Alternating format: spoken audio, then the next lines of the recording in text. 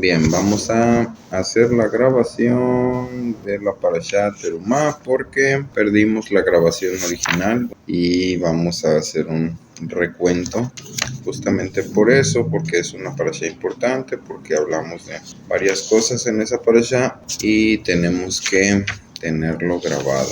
Bien, entonces comenzamos con la Parashá Terumá en Shemot capítulo 25, la parasha 19, y comenzamos hablando acerca de la parte de Terumá, que Terumá es no solo una contribución como se traduce al español la palabra terumá, sino que es si lo pudiéramos traducir, es como dar, pero dar directamente del corazón, algo que te nace dar, no es algo que como se traduce solo es contribuir, no es algo como dice en diferentes traducciones al español, ni es una colecta, ni una contribución, ni una ofrenda, sino más bien es algo que sale del corazón, y justamente por ese salir del corazón es que se pone la palabra terumá, que es justamente como inicia la parashá. En el versículo 1 dice que dile a los hijos de Israel que se hagan una colecta para mí,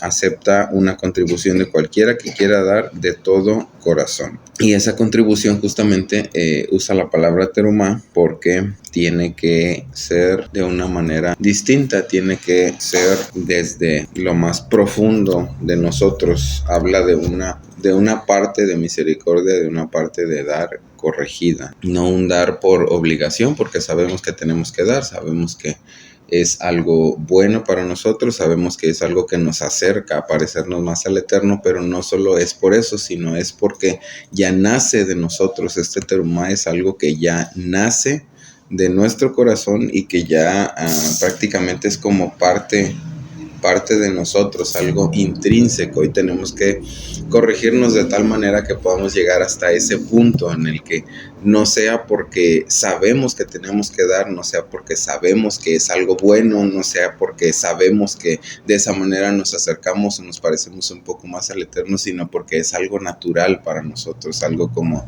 respirar, algo como comer, algo como hacer alguna actividad de las que hacemos todos los días de forma natural, de forma algo intrínseco para nosotros. Esa es la parte de lo que es terumá. Después continúa la parashá con acerca de la contribución que tomarás de ellos, es de oro, plata y bronce. Y en esta parte de oro, plata y bronce nos detuvimos un poquito para ver cabalísticamente cómo se toman el oro, la plata y el bronce, que tienen un significado especial dentro, y que ya lo hemos tocado también en otras parashot. Tiene un significado especial dentro del asunto cabalista, y el oro, plata y bronce son una representación en ese orden, oro, plata y bronce, tanto de Geburah como Gesed, como Tiferet. Y se vuelve un poco complicado el poder relacionar por qué el oro tiene que ver con Geburah, y luego la plata con Gesed, y luego el bronce con Tiferet. Pero lo vamos a ver.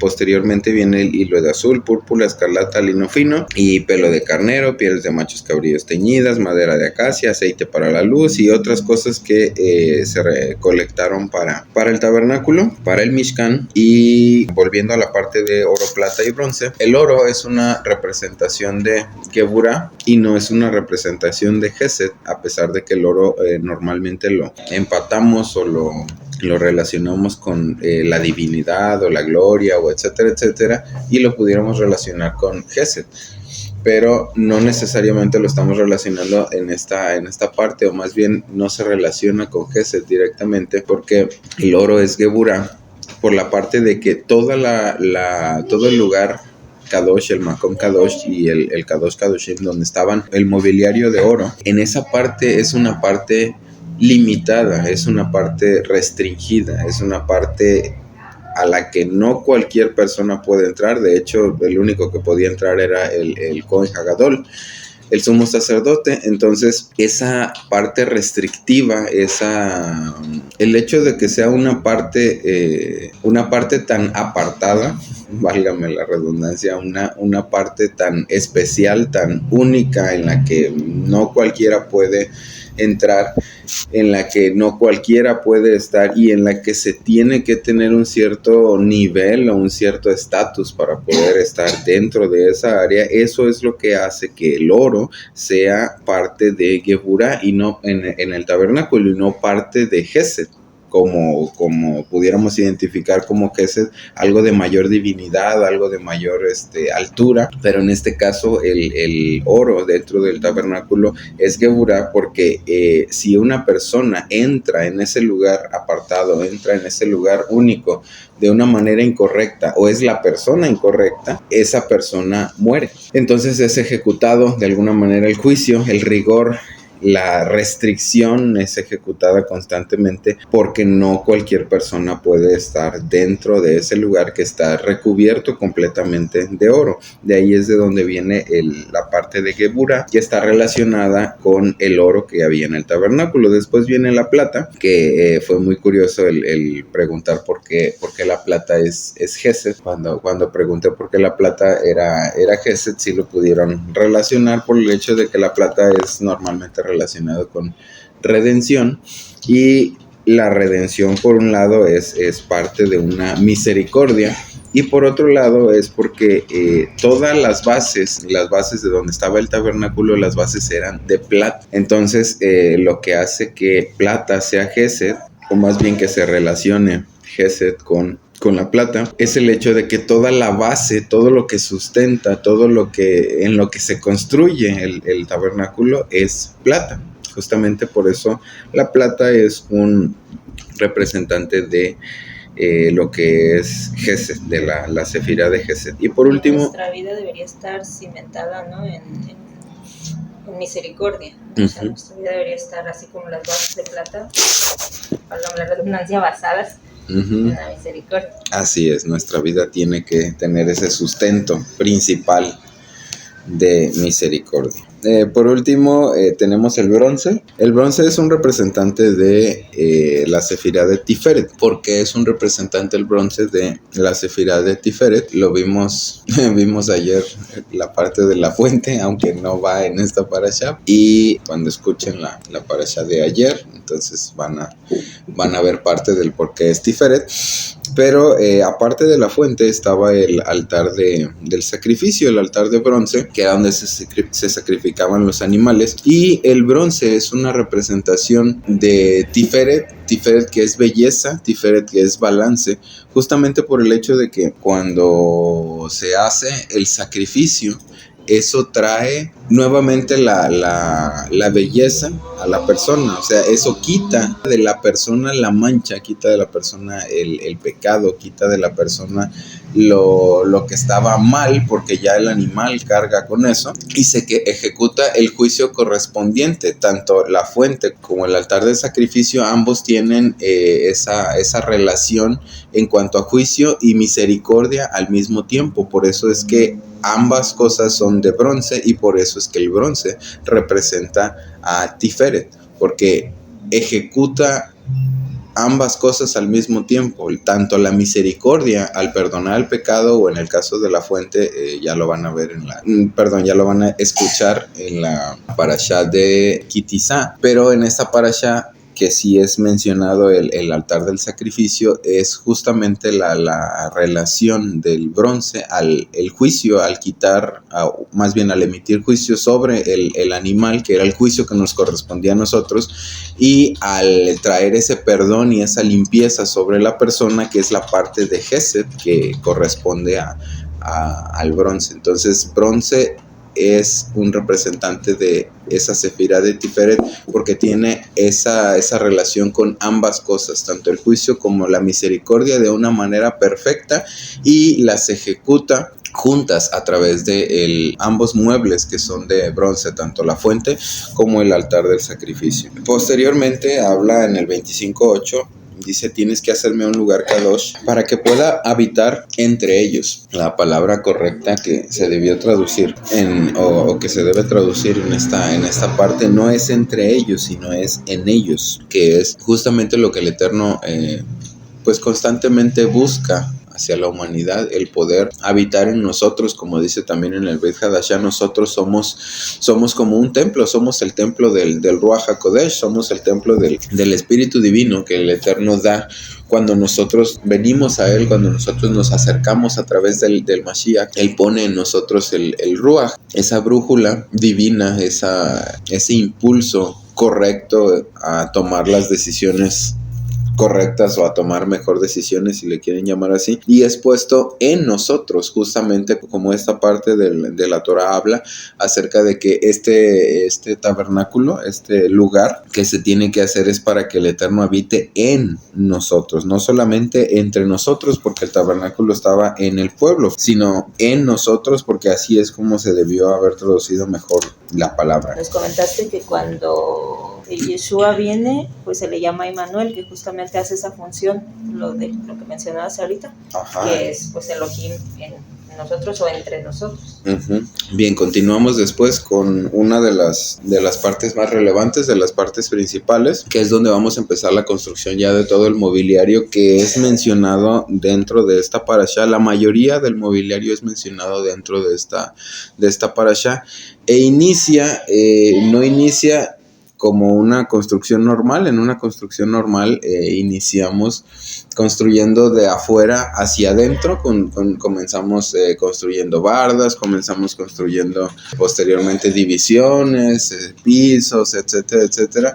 Y lo último que se mete en una casa nueva son los muebles. En este caso vamos a comenzar totalmente al revés. Y eso tiene su razón de ser, el que se comience totalmente al revés, porque el Eterno pone las cosas en orden de importancia, y la parte más importante de nuestro tabernáculo, de nuestra vida, es la parte más interior, es la parte más profunda, es la parte más escondida y secreta, que es la parte donde se tiene que guardar lo más importante, es donde va a estar dentro de la casa, donde va a estar la caja fuerte. ¿Y qué se guarda en la caja fuerte de cualquier casa? Pues obviamente lo más valioso, lo más importante. Justamente por eso iniciamos con la construcción del arca.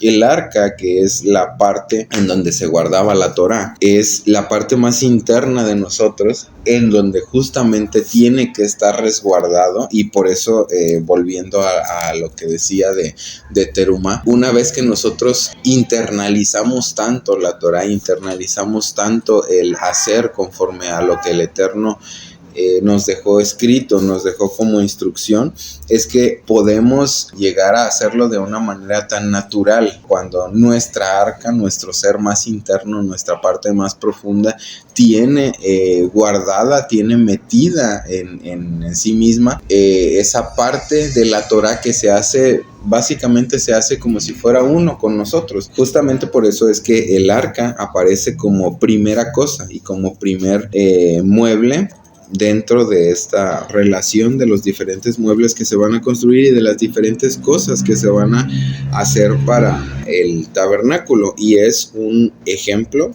de cómo tenemos que empezar a construirnos a nosotros mismos de alguna forma, para que desde lo más profundo, desde adentro hacia afuera, pueda cada una de las áreas irse cubriendo de lo que tiene que ser. En este caso, esta arca y la mayoría del mobiliario, no todo, es hecha de madera de acacia. Esa madera de acacia es una madera exageradamente duradera, exageradamente dura también, y es recubierta de oro. La madera, ya lo he mencionado en otras ocasiones, creo, es hablar acerca de nosotros mismos como hombres. Los hombres somos comparados, los seres humanos somos comparados con árboles, y de los árboles obviamente sale la madera, pero para que salga la madera y sobre todo para que salgan tablas rectas, tiene que haber un trabajo. Entonces habla todo este mobiliario habla acerca de el trabajo que se tiene que hacer primeramente en nosotros como seres humanos para que puedan salir tablas rectas, y posteriormente se tienen que recubrir. En este caso, en el caso del arca, se tienen que recubrir con oro. Y oro, aparte de hablar de esa cobertura de divinidad, es Geburah, como ya lo comentamos hace un momento. Y el recubrirse de Geburah va en torno a que tenemos que llegar a delimitar de una manera concreta, delimitar de una manera correcta. Para empezar, nuestro lugar Kadosh de nuestro templo, nuestra parte más interna de nuestro templo, y en específico de lo que estamos hablando en este lugar, de el arca, que es en este caso delimitar o cubrir de oro el arca, el hecho de que se tiene que poner en nosotros el límite correcto, el juicio correcto, el rigor correcto, porque más de alguna ocasión nos ha pasado el que, si pudiéramos decir, somos muy guardadores de la Torah y queremos que todo el mundo guarde la Torah y queremos que a todo el mundo le andamos diciendo que está haciendo mal porque la Torah dice esto y porque la Torah dice aquello. Pero como en muchas ocasiones hemos comentado, el rigor, el juicio, el límite, la parte de Geburá no aplica para que nosotros se lo queramos aplicar a otras personas, aplica para que lo ejecutemos en nosotros mismos. Entonces esa parte de poner en las tablas, en nuestra propia vida trabajada para esas tablas rectas, poner el oro, poner Geburá, es poner los límites, las restricciones, los cercos correctos a nuestra vida, no a la vida de alguien más, a nuestra propia manera de conducirnos, a nuestra propia manera de comportarnos y sobre todo en el caso de esta parte que es la parte más interna, es a nuestra propia manera de ser, nuestra propia manera de conducirnos desde lo más profundo de nuestro corazón, que es, pudiéramos decir, de lo que estamos hablando cuando hablamos acerca del arca. Entonces, a pesar de que estamos hablando de que el arca tenía guardada o era para guardar el testimonio, los mandamientos del Eterno, el oro y la madera no son para aplicarlos a otra persona, sino son para aplicarlos a uno mismo. Entonces, esa parte de recubrir de oro nuestra madera es recubrir de oro nuestra vida, poner los límites correctos, poner las restricciones correctas, hacer los juicios correctos y poner la fuerza correcta en cada una de las cosas que tenemos que guardar y cada una de las cosas que tenemos que hacer nosotros. No es para aplicárselo a otras personas y andarle diciendo a todo el mundo por la calle, tú estás haciendo mal porque la Torah dice, y tú estás haciendo mal porque la Torah dice.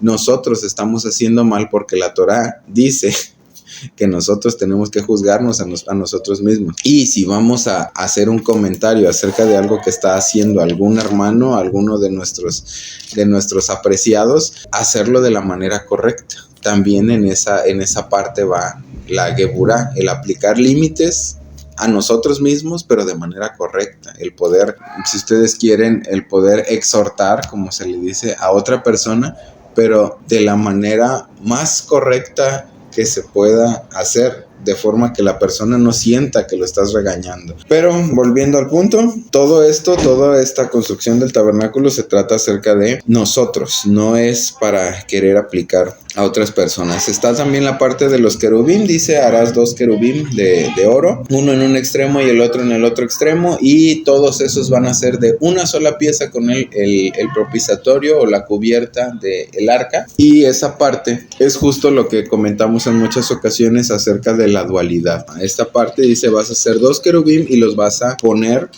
encima de la tapa del arca, pero esos dos, que es una dualidad de la que estamos hablando, es una dualidad, esa dualidad se convierte en uno cuando se une a la tapa del arca, a lo que se llama el propiciatorio, y esos dos se convierten en una unidad, que es parte de lo que internamente en nuestra arca, en nuestro corazón, en nuestra parte más profunda, tenemos que llegar a convertir esa dualidad, esa fragmentación en nosotros, se tiene que llegar a convertir en una unidad. Eso es lo que se busca constantemente. Todo el tabernáculo estaba compuesto de muchos muebles y de muchas distintos muebles y accesorios y distintas partes, pero finalmente todo el tabernáculo era uno.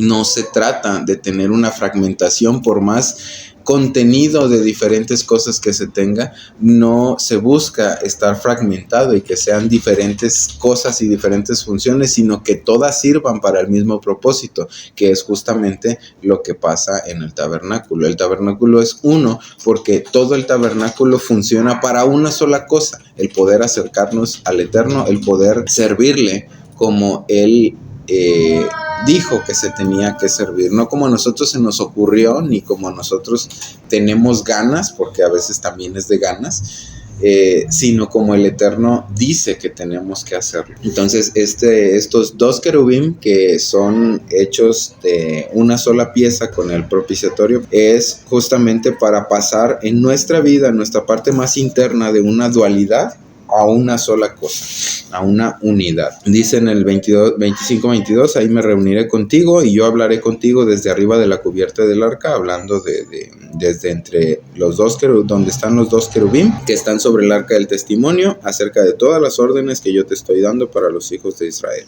Y después pasamos a la mesa de los panes. Dice en el 25-30, ya desde el 25-23 empieza hablando de las medidas y todo lo demás de la mesa de los panes, y dice desde el 25-30, sobre la mesa pondrás pan de la presencia en mi presencia siempre. Y después se pasa al el siguiente mobiliario. En el caso de este mueble, que es justamente narrado después de el arca, no está narrado exactamente pudiéramos decir en orden, porque si tomamos el orden de adentro hacia afuera, el orden sería: el arca es primero, después vendría el altar del incienso, después vendría creo que la menorá, y luego la mesa de los panes, y luego ya nos salimos a donde está la fuente, porque la fuente estaba en medio del Makom Kadosh y el altar de los sacrificios, y posteriormente el altar de los sacrificios, en ese orden pudiéramos decir. Sin embargo, aquí automáticamente después del arca empieza a narrar la mesa de los panes. ¿Por qué se hace de esa manera, o por qué el Eterno lo pone de esa manera?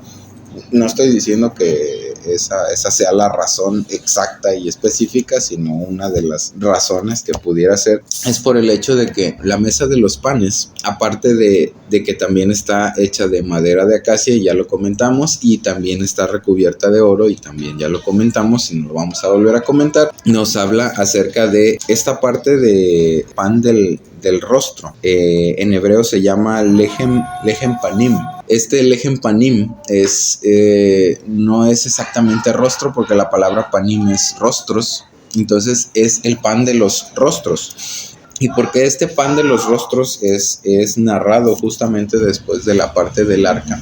Porque una de las cosas más constantes que el Eterno nos muestra dentro de este mundo es esa misericordia y ese sustento que tiene sobre nosotros, en nosotros, constantemente, y que no solo es de una forma en específico. Por eso es el pan de los rostros, pudiéramos decirlo. Es como el sustento de las distintas formas en las que el Eterno nos sustenta, porque no nos sustenta de una sola forma en específico, ni siempre nos da de la misma manera.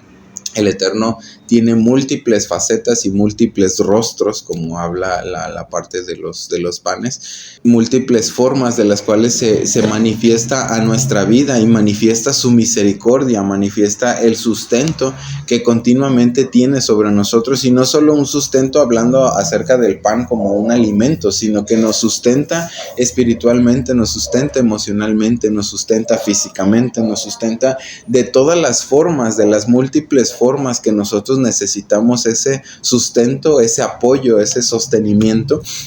El Eterno cubre cada una de esas áreas, y precisamente por eso es que habla acerca del pan de los rostros. Y la parte de que hable justamente después de que habla acerca de la parte más importante, de la parte más sagrada, de la parte en la que se guarda el tesoro más preciado, que es la Torá del Eterno, es para que justo tengamos ese recordatorio continuo y ese recordatorio constante, porque esa es otra indicación que se da, que se tiene que cambiar constantemente ese pan, y eso se hace automáticamente después del arca, porque aparte de lo más importante, que es la parte más interna, que es el arca del pacto, es el que podamos tener presente continuamente que el Eterno es el que nos sustenta en todo, literalmente.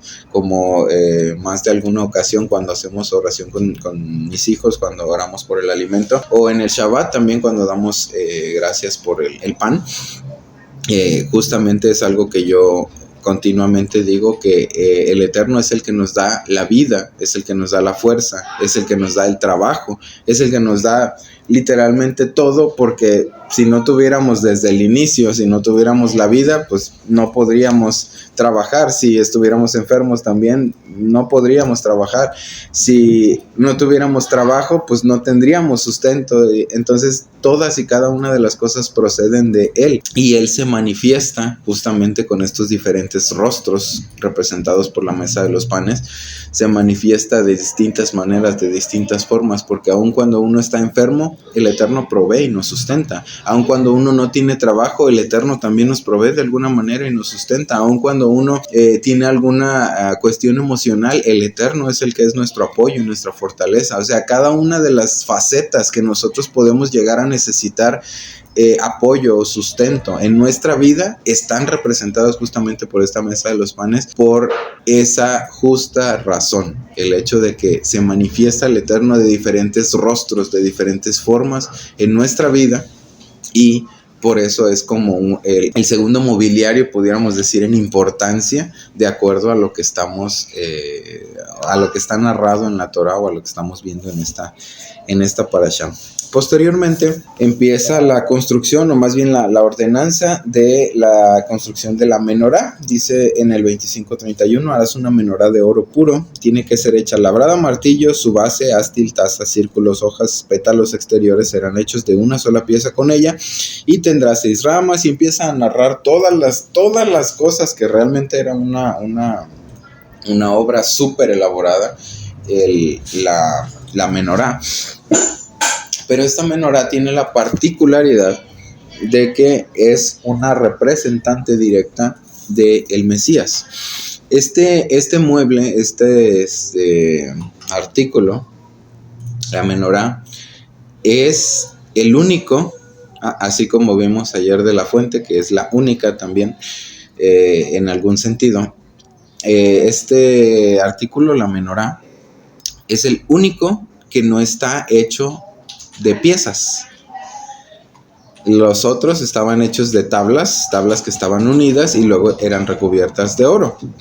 En este caso, la menorá no es hecha de madera y no es hecha de varias piezas. Dice aquí, es hecha, o tenía que ser hecha, de una sola pieza, y es de oro puro, labrado a martillo. Obviamente tiene que ver ese asunto del oro puro, ya lo dijimos, con Geburah, y el labrado a martillo es justamente la parte de que tenemos que trabajar duro en hacer juicios correctos, en hacer restricciones correctas dentro de nosotros. ¿Para qué? Para que finalmente nuestra vida pueda ser esta menorá. Una característica acerca de el Makom Kadosh era que era tapado por todos lados, no tenía ninguna ventana, ninguna abertura por donde pudiera entrar luz. La única luz que existía dentro del Makom Kadosh era esta menorá, y dice que la menorá tiene que apuntar su luz hacia adelante, hacia el frente. Eso también tiene su relación con nosotros. Y empezamos con la parte de Geburah, que por eso está hecha de oro, esa restricción correcta que tenemos que hacer. Y vamos con la parte de que a pesar de que son muchas cosas las que la menorá tiene que tener, no son diferentes piezas que se unen a la menorá, sino son de una sola pieza. Entonces, todas las características que la menorá tiene que tener son una sola pieza con ella, justamente por el hecho de que todas y cada una de las diferentes cosas en las que nosotros tenemos fragmentación tienen que ser llevadas a la unidad. todas y cada una de las diferentes características de nosotros, todas las diferentes áreas en nosotros, todas las diferentes aristas que podemos llegar a tener, tienen que convertirse en una unidad, y en una unidad que sea útil, porque finalmente el propósito de la menorá era iluminar. El propósito de nuestra vida es iluminar. ¿Y hacia dónde se da la luz? Hacia adelante. No se trata de tener, no era una menorá que tenía una luz interna, por ejemplo, así como pudiéramos llegar a decir, es que yo me ilumino a mí mismo, o ilumino mi circulito interno, sino se tiene que iluminar hacia adelante. Es una luz que se tiene que ver, es una luz que tiene que iluminar hacia donde vamos caminando, una luz que tiene que dar algo a los demás. Justamente es por eso que la luz es hacia adelante. Fuera de la menorá no había ninguna otra cosa dentro del Makom Kadosh que pudiera dar luz. Y justo el Makom Kadosh provee el ambiente propicio o la característica necesaria para que se pueda ver la luz, y es la oscuridad. Dentro del Makom Kadosh, sin la menorá, todo era oscuridad, no se veía nada, literalmente. Pero cuando ponemos nuestra luz en medio de la oscuridad, es justamente cuando brilla más intensamente, cuando se puede ver de mejor manera.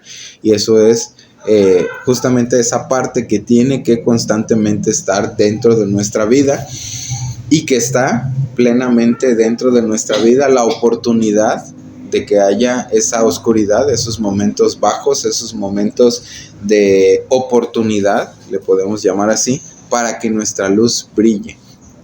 Ahora, la luz del mundo, ya lo dijo el Mesías, yo soy la luz del mundo, está escrito, y la luz del mundo es el Mesías. Justamente Él es una representación de esa luz, justamente Él es una representación de esa menorá, por el hecho de esa divinidad, ese oro puro, por el hecho de esa restricción perfecta que es representada por Él, esa geburá perfecta que también es representada por Él, y también por el hecho de lo que Él mismo dijo, el Padre y yo, uno somos, y es justamente esa unidad a la que hace alusión la menorá, el hecho de que es una sola pieza, a pesar de que está compuesto por diferentes facetas, diferentes partes, diferentes formas.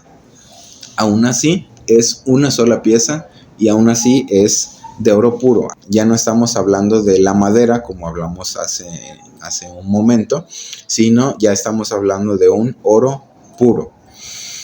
Entonces, esta menorá también por eso es representante del Mashiach, aquel que dice yo soy la luz del mundo, y que vino y trajo la luz a todos nosotros. Posteriormente también vamos a ver el aceite de la menorá, lo tenemos en la siguiente parashá, y también es una parte importante de lo que tiene que ver con nuestra vida, nuestro trabajo y muchas otras cosas que se pueden oír con más detalle en la siguiente parashá. Nos vamos hasta el capítulo 26. Solo por último, la menorá, dice que la menorá y sus utensilios eran hechos de un talento, en este caso era un talento de oro puro. Un talento era equivalente a 34 kilogramos de oro. Pero la parte que quiero tocar, o la parte que quiero resaltar es que dice que la menorá y todos sus utensilios serán hechos de un talento. Eso es justamente lo mismo que hablamos acerca de los querubim, y lo mismo que hemos estado hablando acerca de las diferentes partes que componen la menorá, y es el hecho de que no importa cuántas partes sean, no importa cuántas cosas haya o intervengan, inclusive en nuestra vida, todas tienen que llevarse a una unidad.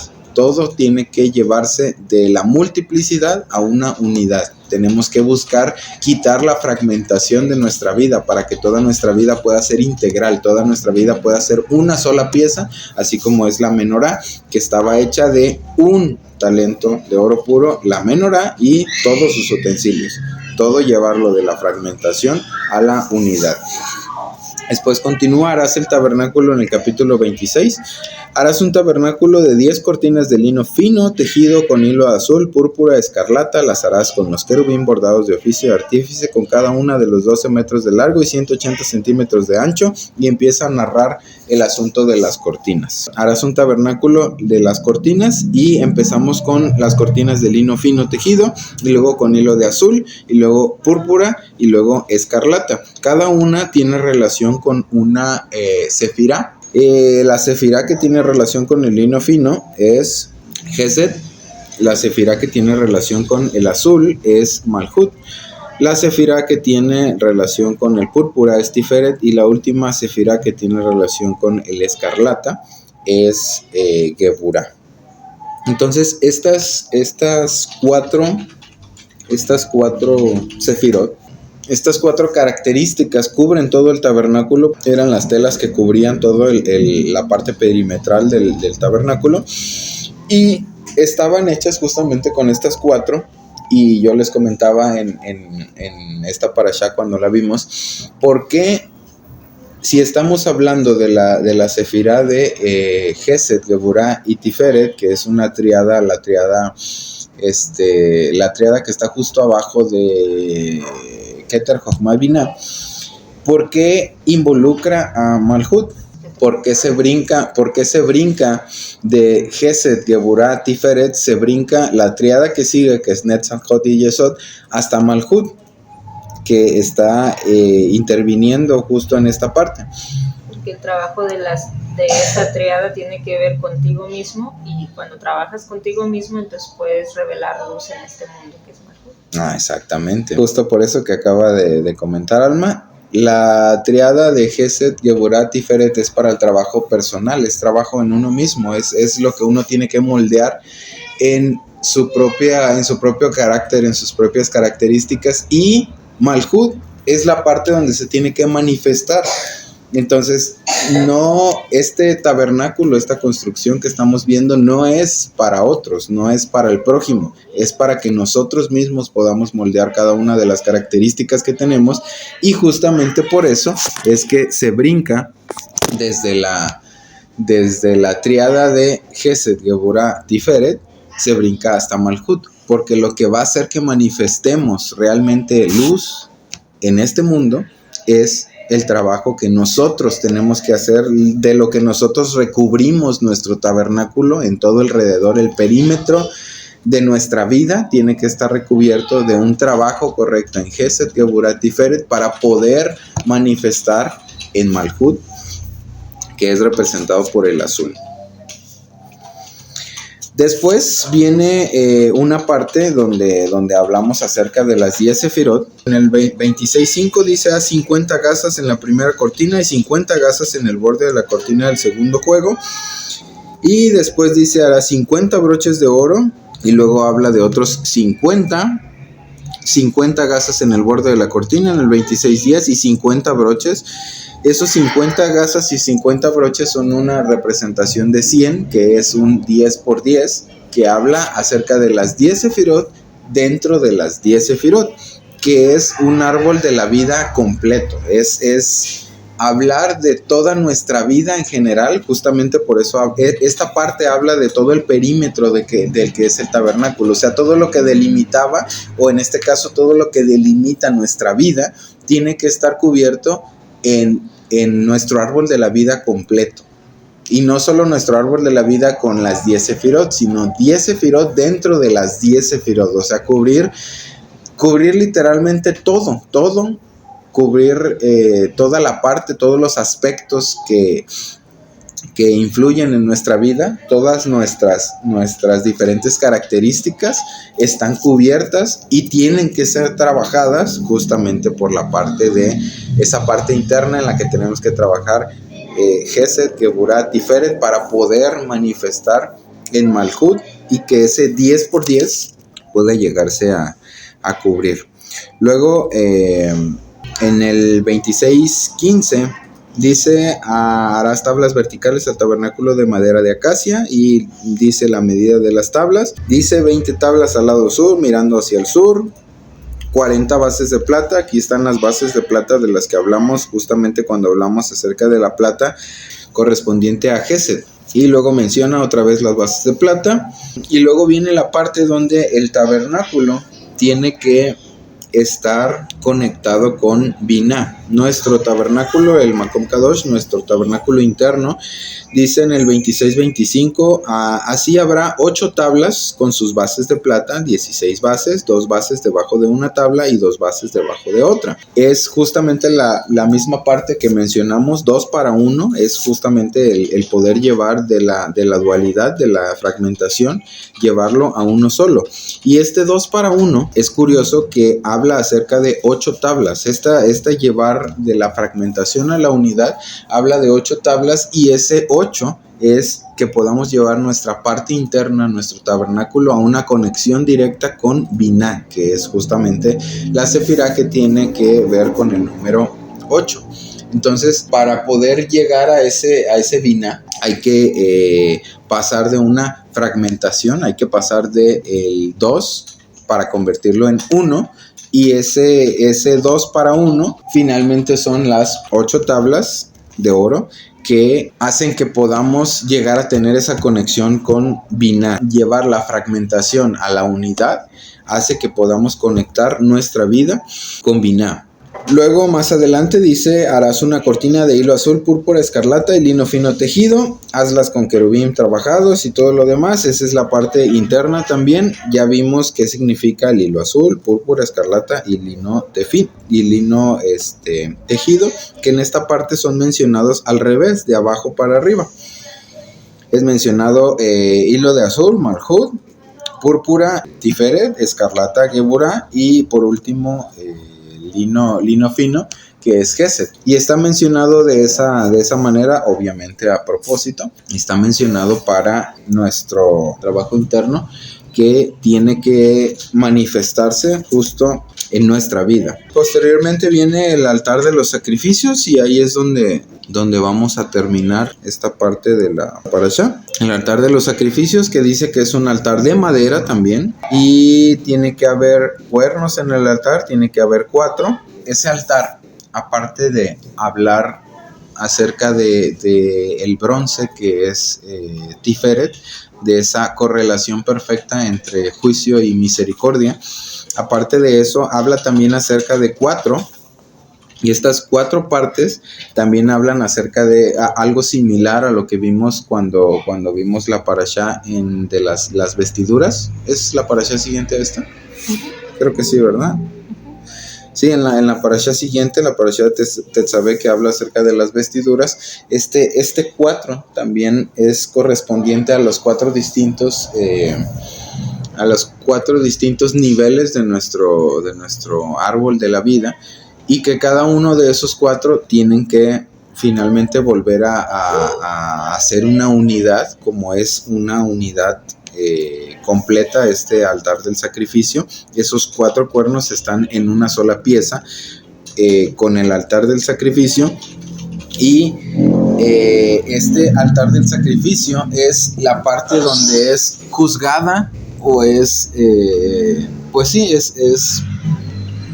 dado el juicio a la parte que corresponde al pecado, por un lado. Y por otro lado, este mismo altar de los sacrificios también servía para agradecer. Entonces entra otra vez esa relación directa con Tiferet y con la parte del bronce, el hecho de que no solo sirve, el altar de sacrificio no solo sirve para ejecutar juicio sobre el pecado, sino el altar de sacrificio también sirve para levantar ofrendas de agradecimiento al Eterno. Hay una parte en Vayikra donde habla acerca de que sube como un olor grato delante del Eterno cuando la persona se acerca y sacrifica. Entonces, cuando nosotros tomamos en nuestra vida personal este altar del sacrificio, no solo es para venir a acercarse al Eterno pidiendo perdón, sino también es para acercarse al Eterno con agradecimiento, también es para acercarse al Eterno con buenas acciones, también es para acercarse al Eterno, ahora sí, de la manera que provee más belleza en nuestra vida, no solamente buscando perdón continuamente, porque sí es una práctica que puede llegar a darse, que solo nos acercamos al Eterno para pedir perdón, pero jamás nos acercamos al Eterno para agradecerle. Y este altar del sacrificio tiene esa dualidad, si le podemos llamar, en sí mismo, el hecho de que no solo sirve para pedir perdón, no solo sirve para expiar de pecado, no solo sirve para enjuiciar la parte negativa, sino sirve también para acercarnos al Eterno por medio de agradecimiento, para que nuestra vida sea un sacrificio como ese sacrificio de los animales, pero no solo un sacrificio en relación a el pecado, sino un sacrificio en relación al agradecimiento y en relación a el que podamos acercarnos de manera correcta a el Eterno.